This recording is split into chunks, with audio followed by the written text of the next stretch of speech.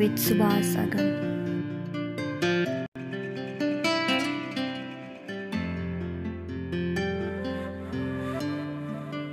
हजुरले जुन परमात्मा सच्चित आनन्दमा हुनुहुन्छ त्यो परमात्माको स्वरूप नै सच्चित आनन्द हो भन्दै हुनुहुन्थ्यो नि।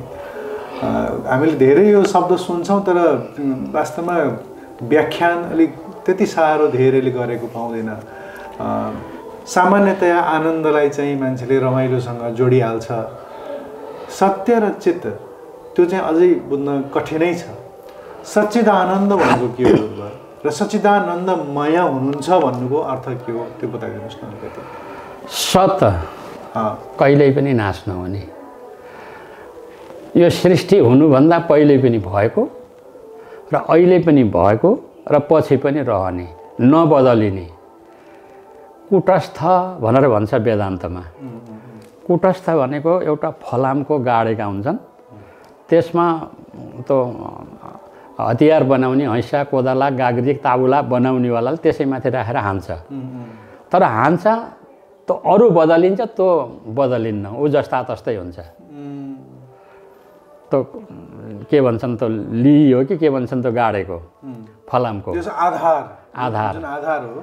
त्यसैले त्यो सत भनेको कहिले त्यसमाथि देखिएका सबै आउने जानी गइरहेका छन्, ऊ जस्ताको तस्तै नै रहन्छ।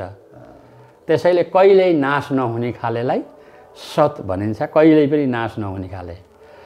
अब नाश नहुने वस्तु हामीले खोज्न थाल्ने हो भने बाहिर खोजेर भेटिँदैन। बाहिरको वृत्ति सकिएपछि भेटिन्छ, फेरि नभेटिने होइन। जबकि वेदले त्यही सतलाई खोज्न थाले, खोज्दा खोज्दै खोज्दा खोज्दै भेट्टाएनन्। भागवतको 10औं स्कन्धको 87औं अध्यायमा गएर जय जय जय जा मजित दोष गिर्भित, वेदले पनि अन्त्यमा स्तुति गरे, प्रभु हामीले हजुरलाई जान्न सकेनौँ। जबकि त्यो मनले खोज्यो, वचनले खोज्यो, शब्द स्पर्श रूप रस गन्धले हजुरलाई खोजे, तर खोज्दा खोज्दै पनि हजुर भेटिनु भएन। जब शब्द स्पर्श रूप रस गन्ध पनि थाकेर चुप लागे तब हजुर भेटिनु भयो। जस्तै भागवतको कथामा आउँछ, गोपिनीहरूका अगाडि भगवान् श्रीकृष्ण हराउनु भयो। गोपिनीहरूले खोज्न भनेर धेरै दौडे, कहीँ पनि भेट्टाएनन्। नभेट्टाएपछि उनीहरू एक ठाउँमा बसेर जयति ते धिकम जन्मना व्रज गोपी गीत भनेर एक अध्यायमा छ, 31औं अध्यायमा। अनि त्यो स्तुति गरे बसेर अनि आफ्नै अगाडि प्रकट हुनुभयो। यसैले नै हो त्यो खाले सत हो। मनदेखि पर, बुद्धिदेखि पर, चित्तदेखि पर, मन वचनको अगोचर भनेर जसलाई भनिन्छ त्यो वस्तु सत हो। अब चित भनेको प्रकाश, सबैमा प्रकाश छ। आँखाको ज्योति उसैको प्रकाश, कानको ज्योति उसैको प्रकाश, शरीरका सम्पूर्ण इन्द्रियहरूमा भएको जुन चित सत्ता हो उसैको प्रकाश भएको हुँदा ऊ चित स्वरूप छ। कहिल्यै पनि नाश नहुने खाले सत। अनि प्रकाश स्वरूप फेरि नाश नहुने भनेर नदेखिने हो कि भनेर होइन, देखिने खाले। कसरी देखिन्छ भन्दाखेरि जहाँ सबैमा एक एक रूपले देखिएको छ, चित सत्ताको रूपमा देखिएको छ, थाहा पाउने खाले भएर देखिएको छ। हो, हामीमा पनि शरीर नाश हुन्छ, तर त्यो थाहा पाउने खाले नाश हुँदैन। थाहा पाउने खाले कहाँ छैन त भन्दा पाउदेखि शिरसम्म त्यो छ। पछाडिबाट कसैले एउटा सिन्कोले छोइदियो भने पनि थाहा पाउँछ। त्यसरी व्यापक भएको छ त्यो चित सत्ता, चित स्वरूप थाहा पाउने खाले। जति जति थाहा पाउने खाले छ त्यो उही चित सत्ता नै हो। अब आनन्द भनेर पनि आनन्द विषयबाट भेटिँदैन। अहिले हामीले विषयबाट आनन्द आयो त भन्छौँ, भात खाएर आनन्द भयो, यो चिज खाएर आनन्द भयो, यो देखेर आनन्द भयो, यो सुनेर आनन्द भयो भन्ने त गर्छौँ, तर आनन्द बाहिरबाट आउँदैन। आनन्द आउने भित्रबाट हो। जस्तै हामीले कुनै आफूले चाहेको चिज खाइयो भने त्यो आनन्द आउँछ, तर त्यही चिज चाहेको चिज उसित सम्बन्ध भएन भने आनन्द आउँदैन। जस्तै जिब्रो यसरी बाहिर निकालेर एउटा मिश्रीको डल्लो यही जिब्रोमा राखौँ। अब जिब्रालाई गुल्लो हुन्छ हुन्न, आफै विचार गर्नु होला। त्यसलाई आउँदैन, त्यसलाई भित्र लगेर सम्बन्ध उसित जोड्नुपर्छ।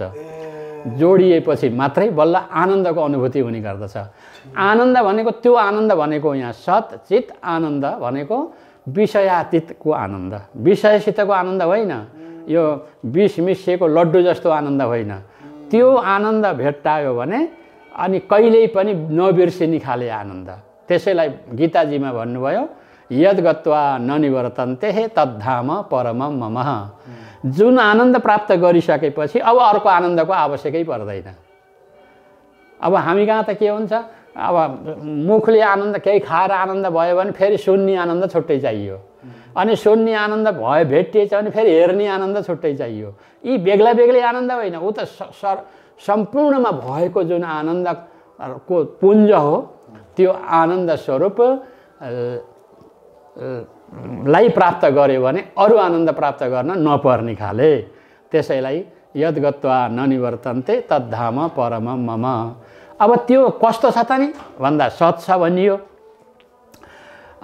यो देह फुटे पनि ऊ फुट्दैन। नजायते म्रियते वा कदाचित नायम भूत्वा भविता वा नभूय अजो नित्यः शाश्वतोऽयं पुराणो नहन्यते हन्यमाने शरीरे। त्यो सत कस्तो छ, यस्तो छ, अझ छ, जन्मिने खाले होइन, अझ नित्य छ, सदाकाल रहने खाले हो, शाश्वत हो। नहन्यते हन्यमाने शरीरे, शरीर फुट्छ तर ऊ फुट्दैन। कसरी?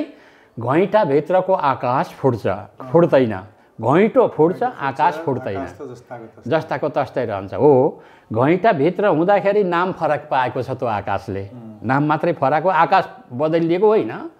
बाहिरको महाकाश थियो भने घैँटामा हुँदाखेरि ऊ घटाकाश बन्यो। त्यस्तै नै बाहिर भएको व्यापक परमात्मा व्यापक ब्रह्मस्वरूप थियो भने त्यही सत हामी कहाँ शरीरको परिधिभित्र घैँटाको परिधिभित्र रहेको आकाश जस्तै त्यो परिधिभित्र रहेको त्यो सत के भयो, त्यसको नाम जीव भनेर राखियो, त्यसको नाम जीव भनेर राखियो त्यसको नाम। अब जुन त्यो घैँटो फुटेपछि घैँटाभित्रको आकाश जसरी आफ्नो महाकाशमा गएर मिल्दछ, त्यस्तै नै अब यहाँ यो शरीरभित्र रहेको जो त्यो सत हो त्यो सत पनि यहाँ कोही घैँटो फुट्यो भने, घैँटो भन्नाले शरीर फुटेर होइन, यहाँ यो स्थूल शरीर फुटेर होइन। यहाँ तीनटा शरीर छन् यहाँनिर हाम्रा, एउटा स्थूल शरीर छ, एउटा सूक्ष्म शरीर छ, एउटा कारण शरीर छ। सूक्ष्म शरीर फुट्नु पर्यो। स्थूल शरीर त अज्ञानीका नि फुट्छन्, ज्ञानीका पनि फुट्छन्, सबैका फुट्छन्, तर अज्ञानीका सूक्ष्म शरीर फुट्दैन, सूक्ष्म शरीर ज्ञानीको मात्रै फुट्छ। यसैले त्यो सूक्ष्म शरीर फुट्यो भने त्यहाँ भित्र रहेको जुन जीव तत्त्व हो त्यो जीव तत्त्व ब्रह्म हुन्छ, ब्रह्मानन्दम परम सुखदम केवलम ज्ञानमूर्तिम द्वन्द्वातीतं गगन सदृशम तत्त्वमस्यादि लक्ष्यम एकम नित्यम विमलमचलम सर्वधि साक्षीभूतम भावातीतं त्रिगुणरहितं सद्गुरुम त्वं नमामि। यसैले त्यहाँ गएर त्यो कुरो कसले बताउँछ? गुरुले बताउनुहुन्छ, जो सद्गुरुले बताउनुहुन्छ। ब्रह्मानन्दम, विषयानन्द होइन, ब्रह्मानन्दम परम सुखदम। यहाँ एकछिन हुने खाले सुख होइन। हाम्रो विषय एकछिन सुख जस्तो हुन्छ, अलि बेरपछि हराउँछ, जस्ताको तस्तै नै हुन्छ। त्यो परम सुखदम, त्यो सुखलाई प्राप्त गर्यो भने अहिले बाँचुन्जेलसम्म पनि त्यो सुखको अनुभूति गरेको हुन्छ। अरूले देख्दाखेरि बाहिर उस्तै देखिन्छ तापनि ती ज्ञानी महापुरुषहरूले त्यहाँको सुखको अनुभूति गरेर संसारमा हिँडेका हुन्छन्। यद यद कर्म करोमि तत्तदखिलम सम्भोत बाराधनम। जति जति उसले कर्म गरेको हुन्छ ती सम्पूर्ण कर्म गरेको कर्म ऊ परमात्मामय बनेको हुन्छ। यसैले नै त्यो परमात्मामय बनेर आफ्नो जीवन यापन गरेको हुन्छ। कहाँ बसेर भन्दा त्यही सत्स्वरूपमा, त्यही अविनाशी स्वरूपमा। त्यसैलाई सत्स्वरूप भनिन्छ। ब्रह्मानन्द स्वरूपलाई नै चित स्वरूप भनिन्छ। प्रकाश स्वरूप, सबैलाई उज्यालो बनाउने, अँध्यारालाई पनि उज्यालो बनाउने, अँध्यारालाई उज्यालो बनाउने। जस्तै औँसीको राति कोही मान्छे बाहिर निस्क्यो भने कति अँध्यारो रहेछ है भन्छ त्यो मान्छेले, तर त्यो अँध्यारो देखो कसले? त्यही सतले देखो। अँध्यारो देख्ने त उज्यालो चाहियो नि त। बाहिर निस्क्यो भने आज त कति अँध्यारो रहेछ भन्छ, तर त्यो अँध्यारोलाई देख्नको लागि चाहियो के उज्यालो। त्यस्तै नै अब त्यहाँको उज्यालो के, हाम्रो यहाँ बाहिरको अँध्यारोलाई देख्नको लागि लाइट बाल्न पर्ला, केही न केही बालेर जानु पर्ला उज्यालो बनाउन। उज्यालोद्वारा त्यो अँध्यारोलाई उज्यालो बनाइन्छ। जस्तै त्यस्तै चाहिँ अब यहाँ पनि त्यो संसारमा पनि त्यो यो जगतमा पनि त्यो अँध्यारोलाई देख्नको लागि, माने अँध्यारो भन्नाले यहाँ अज्ञानलाई, अज्ञानभित्र रहेको जगतलाई देख्नको लागि पनि ज्ञानको उज्यालो चाहिन्छ। त्यही हो देख्ने खाले, त्यही सत्स्वरूप नै हो, त्यही चित स्वरूप नै हो, त्यही आनन्द स्वरूप नै हो। यसैले त्यो सच्चित आनन्द स्वरूप छ। सबैमा भएको हुँदा सत पनि हो, त्यसमा असत जाँदैन, त्यसमा कहिल्यै पनि अज्ञान जाँदैन। त्यो कसैले काट्न मार्न केही गर्न सक्दैन। गीताजीमा श्लोक आउँछ, नैनम छिन्दन्ति शस्त्राणि नैनम दहति पावक न चैनम क्लेदयन्त्यापो न शोषयति मारुतः। अर्जुनलाई भगवान् श्रीकृष्णले यही भन्नुहुन्छ, हेर त्यो सत्स्वरूप, त्यो आनन्द स्वरूप, त्यो चित स्वरूपलाई कुनै शस्त्रले काट्न सक्दैन। अरू काटिन्छन्, त्यहाँदेखि यताका सबै काटिन्छन्, त्यसलाई कुनैलाई त्यो वस्तुलाई आगाले जलाउन पनि सक्दैन। त्योभन्दा अरू वस्तु सबै जल्दछन्, अनि त्यो सच्चित आनन्द स्वरूपलाई जलाउन सक्दैन। अनि नैनम दहति पावक नचैनम क्लेदयन्ति, अब पानीले भिजाउन पनि सक्दैन, हावाले उडाउन पनि सक्दैन। त्यो स्वरूप त्यो सच्चित आनन्द स्वरूप हो। अब त्यही सच्चित आनन्द स्वरूप विचार गर्दै साधना गर्दै जानियो भने आफ्नो स्वरूप हो। जो आफू हो भनेर मैले म भनेर भन्ने गर्दछु, त्यही मेरो स्वरूप नै त्यही स्वरूप हो, त्यही चित स्वरूप हो, सत्स्वरूप हो, आनन्द स्वरूप हो। तर मैले त अहिले भ्रम भएको छ, अज्ञानले हामीलाई झुक्क्याएको छ, मायाले, भगवान्की मायाले हाम्रो बुद्धिलाई ढाकिदिएकी छन्। तर मैले सत केलाई भन्छु, देहलाई भन्ने गरेको छु। मैले सत यही हातलाई, यही इन्द्रियलाई, यही विषयलाई, यही देखिएको जगतलाई मैले सत भन्ने गरेको छु।